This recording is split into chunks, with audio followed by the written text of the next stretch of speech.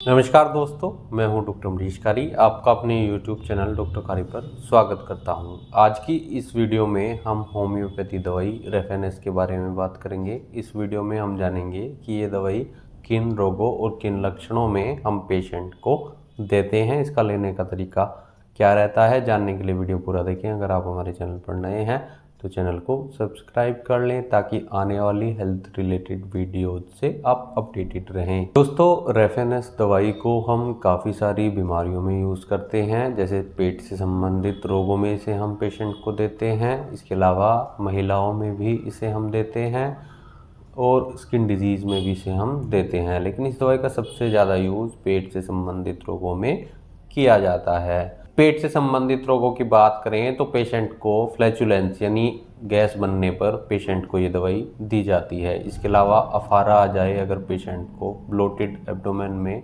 ये दवाई हम पेशेंट को देते हैं।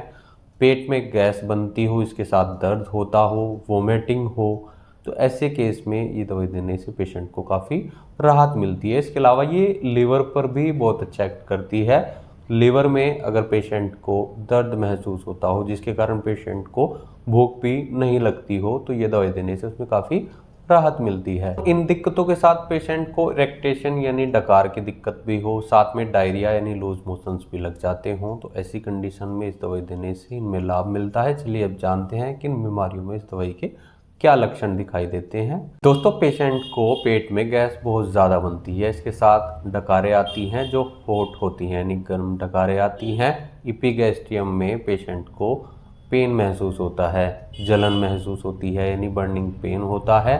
और सिम्टम्स की बात करें तो ग्रिपिंग पेन के साथ पेशेंट को डायरिया भी लग जाते हैं, जिसमें पेनफुल प्रेशर देखने को मिलता है और साथ में पेशेंट को वोमिटिंग भी लगी हो, तो ये दवाई ज़्यादा असरदार रहती है। डायरिया की बात करें तो पेशेंट का जो स्टूल होता है वो डार्किश ब्राउन होता है और प्रोफ्यूज होता है। इसके अलावा पेशेंट को बहुत प्रेशर देना पड़ता है स्टूल पास करने के लिए और पेट में दर्द भी देखने को मिलता है। दोस्तों, लीवर और स्प्लीन पर अगर पेशेंट को स्टिचिंग पेन देखने को मिलता हो तो उसमें ये दवाई देने से ये दर्द ठीक होता है।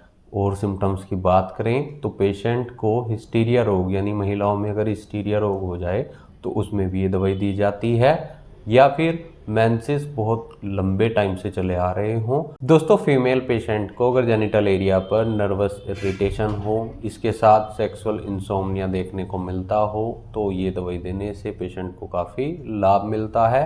मेंसेस लॉन्ग लास्टिंग रहते हैं, प्रोफ्यूज होते हैं, ऐसे सिम्टम्स के साथ में देखने को मिलता है और हिस्टीरिया रोग होता है। दोस्तों, पेशेंट को अगर छाती में दर्द होता है तो भी ये दवाई हम पेशेंट को दे सकते हैं। ये दर्द पेशेंट को गले तक महसूस होता है और पीछे कमर तक महसूस होता है। इसके साथ ही चेस्ट के सेंटर पर ठंडापन महसूस होता है यानी कोल्डनेस सेंसिटिविटी देखने को मिलती है। इसमें ये दवाई देने से काफ़ी लाभ मिलता है। दोस्तों, कुल मिलाकर देखा जाए तो पेट के लगभग सभी रोगों में ये दवाई असरदार रहती है। पेशेंट को गैस बनने के कारण पेट में दर्द महसूस होता हो, अफारा आता हो, एसिडिटी बनती हो, वोमिटिंग होती हो, तो इन सब केस में ये दवाई बहुत असरदार रहती है, क्योंकि ये दवाई मूली से बनी होती है, प्लांट किंगडम की मेडिसिन है और मूली के गुण इस दवाई में होते हैं, जिसके कारण डाइजेशन को तो इम्प्रूव करती है। पेशेंट के लिवर में भी अगर कोई दिक्कत होती है, दर्द होता है, जिसके कारण काफ़ी सारे सिम्टम्स देखने को मिलते हैं, तो उन सब दिक्कतों में ये दवाई राहत देती है। इस दवाई को लेने का तरीके की बात करें तो अलग अलग पोटेंसी में इस दवाई को यूज़ किया जाता है। 30 CH, 200 CH और 1 M पोटेंसी में इस दवाई को यूज़ किया जाता है। Q पोटेंसी यानी मदर टिंचर फॉर्म में भी इसे यूज़ कर सकते हैं, लेकिन डॉक्टर की सलाह लेकर ही सही दवाई